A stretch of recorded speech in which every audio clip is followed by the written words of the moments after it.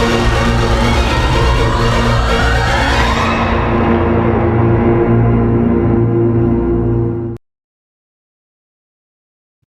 afternoon, everyone, and welcome to Overtime. The House Oversight Committee, which has been investigating the Epstein case for ostensibly for Congress, but Congress has been fighting it as much as anything, has released today 3 emails, each of them really rather significant in their own way, that has already been decried as fake and false and fake news from the far right.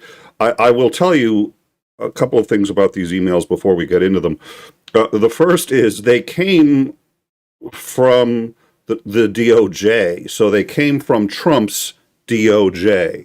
They were investigated and originally obtained. Actually, no, I'm sorry. These did not come from Trump's DOJ. Whether or not they ultimately came from Trump's DOJ or not, I don't know. I believe these came from a subpoena from the Epstein estate. So I believe these came from the Epstein estate itself. If they're fake, the DOJ should investigate every member of the House Select Committee, because the House Select Committee is saying that they're real. So it's easy enough to prove. These are emails that would ostensibly still be on the servers. They were obtained by the Epstein estate. Nobody in the Epstein estate has any vested interest in Epstein one way or another. Epstein is dead. The lawyers representing the estate do so for a fee, and they do what they're told by the government. It is that simple. They are not putting their careers on the line to protect Epstein or to bury him. They probably don't even care. The estate itself is just another client. So there was a subpoena issued to the Epstein estate. That's where we got the Donald Trump birthday note that he lied about, said he didn't really do, and then it turns out he did do. So these being released right now is a little suspicious, and not in a bad way. What I suspect the committee is doing is they're realizing that the government is about to reopen. It's set to reopen possibly tonight or tomorrow. There's going to be a vote today, 4 p.m. last I heard, unless it's been changed. 4 p.m. today, there's going to be a vote by the House of Representatives. If the vote passes, which it is expected to, but most, if not all, the Democrats are going to vote against it. And if there are any flips by the Republicans, there's going to be an issue. I don't think there's going to be any flips, but there are people questioning. Nobody's 100% sure it's going to pass, but it looks like it's going to pass. If it passes, goes to Trump's desk ostensibly tonight. He signs it. Government is reopened. The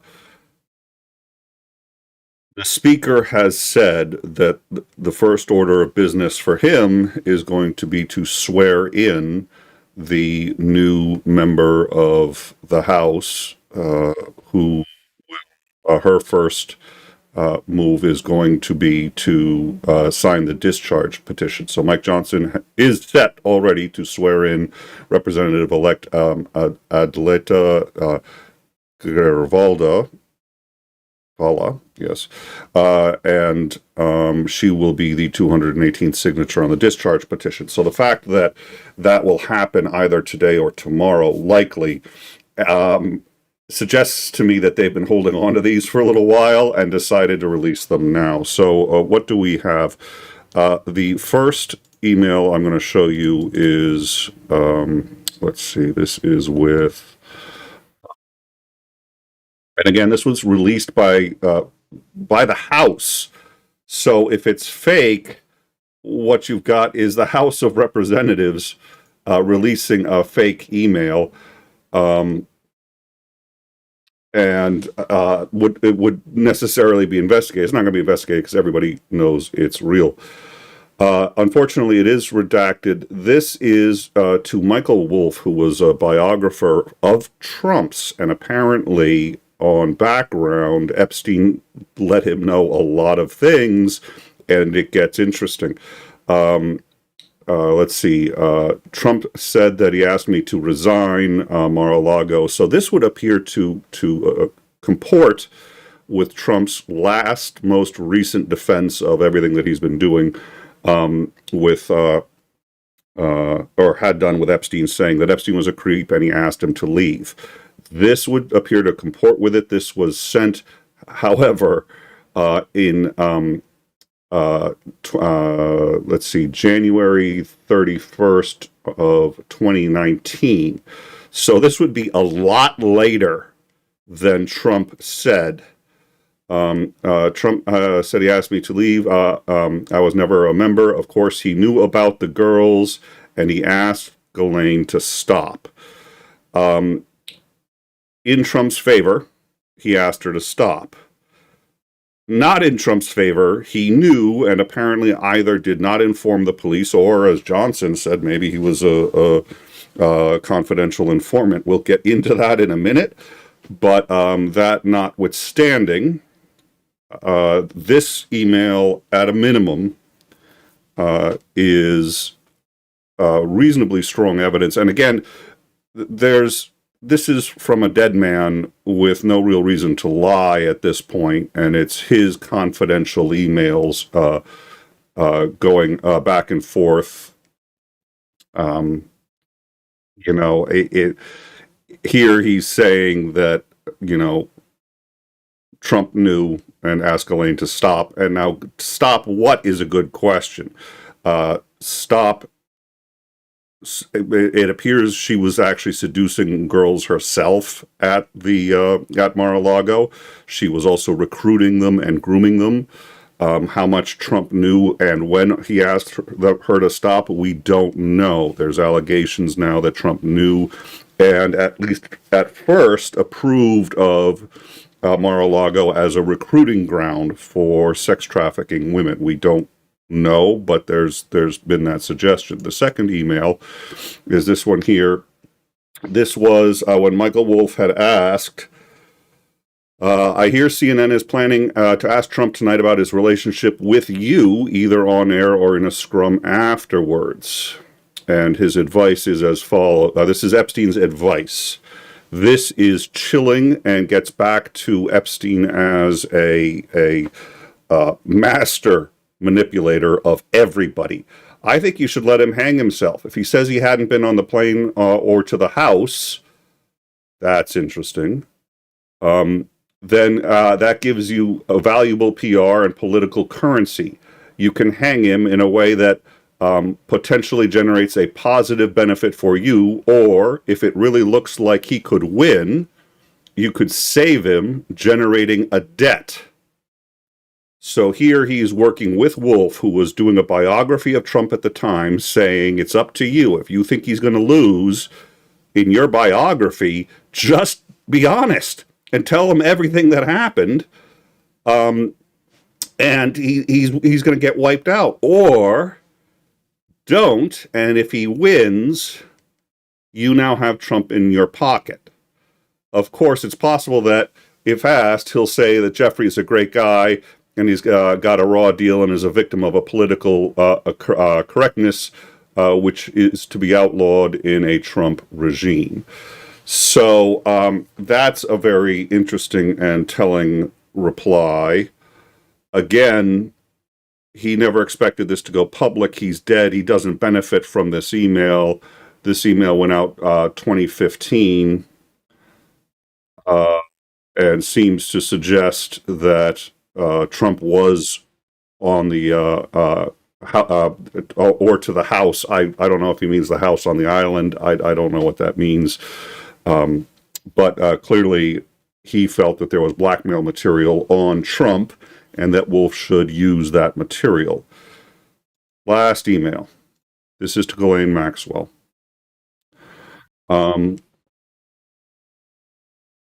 Jeffrey Epstein, I wanted you to realize that dog doesn't have a bar. That's hard to read. Let's see if I can.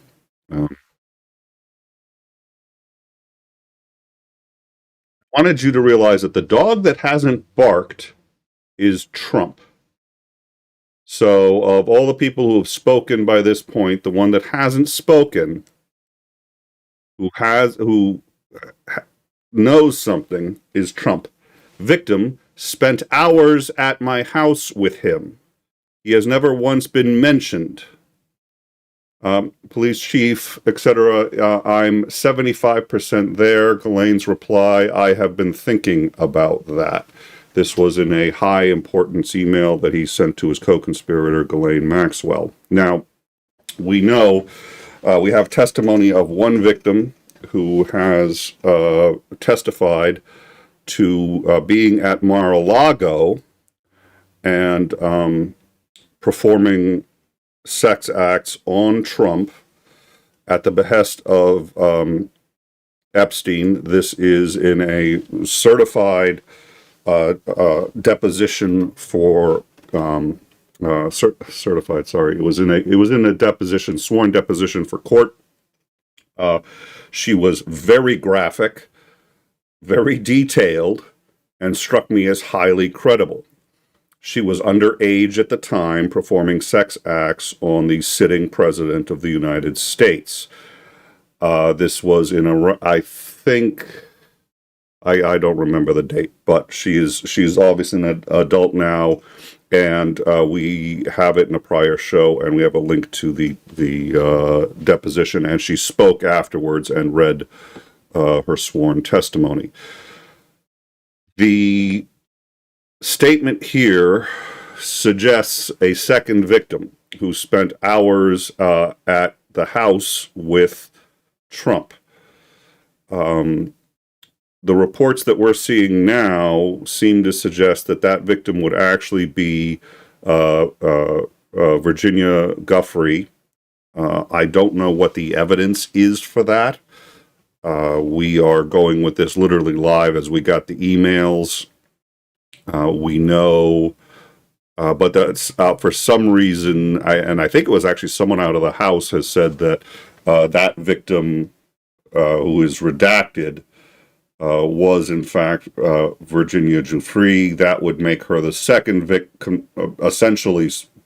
When I say confirmed, I mean sworn deposition, or I don't think she I gave up Trump, so I don't know. But my understanding is that second victim there is Virginia Giuffre. This would make a good reason to subpoena Andrew, former Prince Andrew of England. He no longer has any form of sovereign immunity. You could subpoena him, bring him to the U.S., and ask him. Apparently, this was at roughly the same time that he was engaged in these activities. But it's clear here that Donald Trump is implicated, but has not said anything, and Epstein is thinking about it. There has been some talk, and I think this is worth mentioning, that Trump may have actually been a confidential informant. If that's the case, that's often referred to as a CI. The way a CI often operates is a CI has some limited immunity to commit crimes in the gathering of evidence against a certain organization. Often they'll use a CI, for example, the mafia. So if you're in the mafia and you get caught, they can turn you into a CI, they send you back into the mafia, and it's understood that you're going to commit some crimes because otherwise they'll kill you. But having said that, you've got limited immunity against them so long as you're working for the FBI and turning everything over. Police, by the way, cannot do that.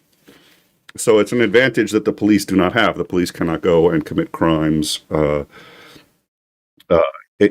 while keeping their cover, so confidential informants are very useful.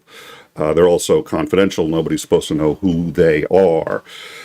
Jeffries said that Donald Trump was a confidential informant. He said it so off the cuff, I didn't believe him, and I think he was just throwing spaghetti against the wall. It would be interesting if he actually got it right. I don't know. Having said that, it's an easy out for Trump if it were true. Trump can just say, I was a confidential informant. It does beg the question, though, what was he still doing there in the first place? So even though he may get immunity, he's still engaged in criminal and illegal activity, even if he can't be punished for it, which I'm really starting to get quite tired of. Trump appears to be able to engage in a great deal of illegal activity and not get punished for it at all. At any rate, what we have here appears to be confirmation of a second victim who spent hours with Trump. This is a different story than the one that we have already in a sworn deposition of Donald Trump at Mar-a-Lago with an underage girl being coached by Ghislaine Maxwell. This would be second one. So that, in my view, is the most damning of all three. Again, Jeffrey Epstein is dead. He's got absolutely no, and this presumably came from his servers. This came from the Epstein estate, so it came from lawyers who have absolutely no dog in this hunt. The estate lawyers usually are hired by a court to manage the estate as it's getting broken up after somebody's death. It's just another case to them. So for them to fake it, they'd be risking jail time, their careers, and with nothing to gain. Absolutely nothing to gain. They're paid the same hourly rate, however they're involved in this. So there is no credible way to say that this is fake. It came from the Epstein estate directly to the House Select Committee, not Select Committee, the Oversight Committee. The Oversight Committee released it today. So this would appear to be confirmation of a second underage victim of Donald Trump. Previous emails that we showed would appear to at least somewhat corroborate Trump's story that eventually he found out or got disillusioned with the idea that Epstein was poaching young girls out of Mar-a-Lago and had asked him to stop. Whether he knew before then or not, we don't know. We do have the testimony of the incident at Mar-a-Lago with the first underage girl, so if she worked there, he must have had some idea. I don't know. We do have the third email in which Epstein basically quite clearly doesn't care what happens to Trump and tells Wolf, look, you can do whatever you want. If you think Trump is going to lose, throw him under the bus, reveal everything, and you'll be famous. Or if you think he's going to win, reveal nothing in your book, and then, you basically own him. You can blackmail him once he's president. That would appear to suggest that Epstein thought there was material worth blackmailing him for, and shows the kind of cold calculation that we've seen in numerous, by now, emails and testimony about Epstein and how he operated, much more like if he was an agent for Mossad, you would expect them to be cold and calculated too. I don't know anymore. It's obviously, the files need to be released, and I think at this point, this is now apparently a second victim. It's confirmed post-mortem by Epstein himself, again, when he's got absolutely nothing to gain, and by people who have nothing to gain or lose either way in this situation. The MAGA coalition of the Republican Party, which is by far at this point the vast majority, appear to be on a sinking ship, and they've got two choices. They can sit there and try to right the ship, and if they succeed, they can overhaul government, keep Trump in office forever as God King, which is what they're attempting to do. But if they fail, the ship sinks and there's only so many lifeboats, and it's not a lot of them. So they can start going for the lifeboats now, or they can continue to right the ship. How long before Pam Bondi, Kash Patel, and others in this administration make the calculation? And I remember during his first term, it was right after January 6th, everybody made the calculation, the boat's sinking, it ain't going to get fixed, and everybody bailed. It was like, well, I knew the whole time, and I was just waiting for the right moment to come out and tell the truth. It feels like we may be close to that point.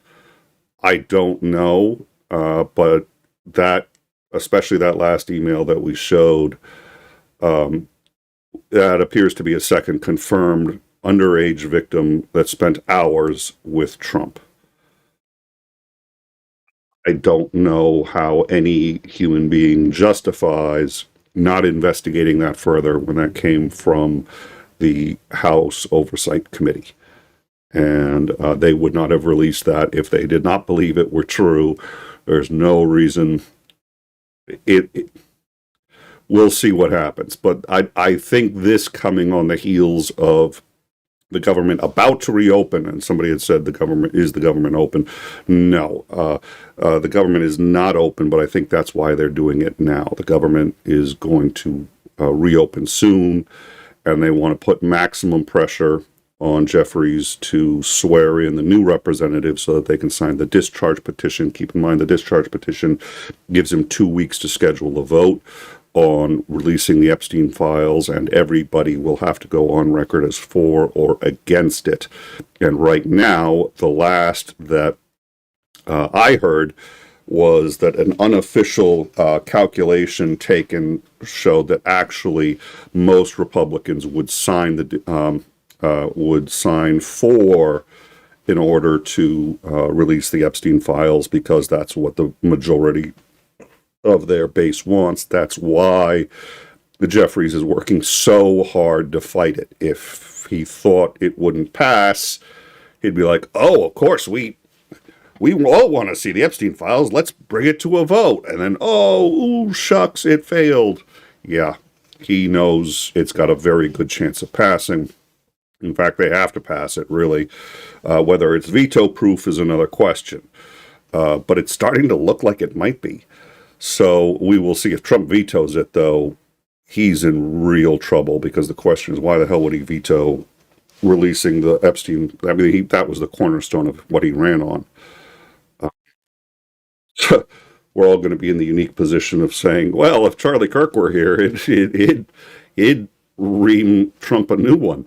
At any rate, thank you all for watching. We've got in about an hour, we will have a show, let's see, on the judiciary and how it's holding up in all this mess. It's holding up better than you might think. So that is at 3 p.m. Eastern. It might run a little long because we were not expecting to go to breaking. And it's at 9 p.m. Eastern tonight. Dr. Greg will be on to talk about why the mortality rates have not dropped to pre-COVID levels, and what's going on with long COVID and some of the unforeseen consequences that we are now seeing in the species as a whole as a result of this disease. Let me quickly check the live chat, because I think I there. Yep. Hello, everyone. Thank you so much for joining us, and we look forward to seeing you today, 3 p.m. Eastern. That's in about 45 minutes for the state of the judiciary, as the Supreme Court once again rules to permit Trump to give out only a portion of the SNAP benefits during the shutdown, which we are still in. So that's the second time they've made that ruling in 3 days. And meanwhile, the lower courts, which are continuing to reject Trump's assertions and his cases at the rate of roughly 94%, believe it or not. If you take a look at between Abrego Garcia and even the SNAP decisions made by the lower court said that he had to fully fund SNAP. 2 lower courts said he had to fully fund SNAP. It was the Supreme Court that overturned it. But the lower courts Trump's losing at 94%. So we're going to talk about that at 3 p.m. Eastern Standard. Yeah, that's right. 4 p.m. today is when they're supposed to reopen the government or have the vote on that. That's my understanding. It could have changed. We will see once that passes. Assuming it passes, it goes straight to the president's desk. That actually takes time because there's a whole pomp and circumstance thing. And if he signs it today, then the government reopens today. Otherwise, it's tomorrow, unless something's changed. The Senate's already met and passed it, but the House has not passed it. So that's what we're looking at. All right. Thank you all for joining us, and we look forward to seeing you today at 3 p.m. Eastern. That's in about 45 minutes to talk about the state of the judiciary. Thank you all for joining us. Have a good afternoon.